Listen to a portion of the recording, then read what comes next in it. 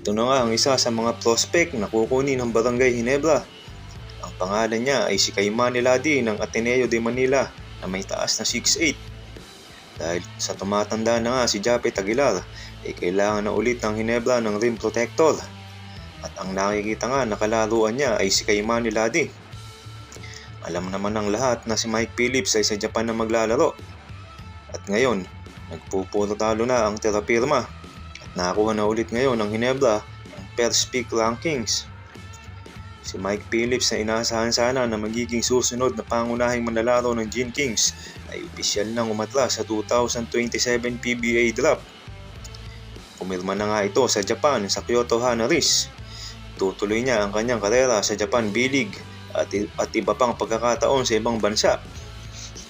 Kaya hindi na siya makakapasok sa PBA draft kung saan ang Barangay Ginebra San Miguel ang may hawak ng isa sa pinakamagandang pagkakataon na makuha sana siya. Sinabi nga ni Coach Tim Cone, ang target nila ay big man. Ngayon, si Caimane Ladi na ang isa sa matunog ngayon na kukuhanin ng Ginebra bilang first pick. Ang laruan nitong player na ito ay athletic, may shooting, masipag, para siyang si Xavier Lucero na may pagka-Japet Aguilar ang laruan at galawan. Magiging malaking bagay ito pag nakuha ng Ginebra at sigurado na magugustuhan nito ng mga Ginebra fans.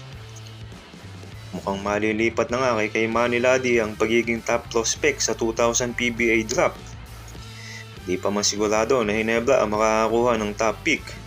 Ayos din itong player na to, na 6'8" at may tangkad din. Nagpahayag na nga si Ladi na kagustuhan na magpa-drop sa PBA. Ayon sa kanya, target nga niya ang next level matapos ang MPBL. Target nga di umano ang PBA o Japan B-League. Pero wag naman sanang matutulad kay Mike Phillips na pumunta na sa Japan. Kaya malaki ang pag-asa ng Barangay Ginebra na makuha ito bilang first round pick sa 2027 PBA Rookie Draft. Kamusta mga idol? Sports Zone PH para sa sports news and update.